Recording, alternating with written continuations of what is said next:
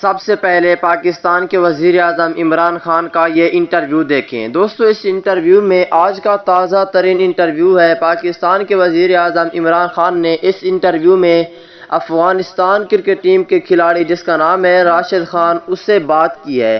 اس سے بات کر کے کیا باتیں کی ہیں اور India cricket team Afghanistan cricket team کے درمیان میچ فکسنگ کے حوالے سے پاکستان کے وزیر اعظم عمران خان نے آج کال کی ہے راشد خان سے، وہی تفصیل اس ویڈیو کے اندر آپ دوستوں کو بتانے والا ہوں۔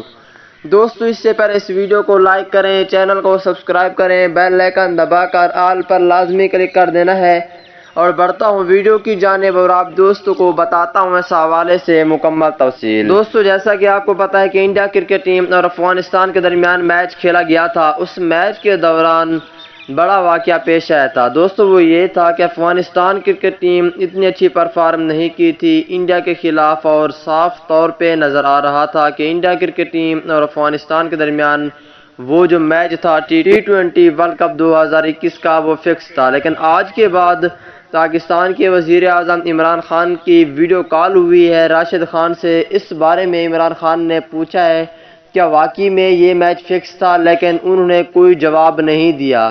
راشد خان نے کوئی جواب نہیں دیا، کچھ ٹائم مانگ لیا۔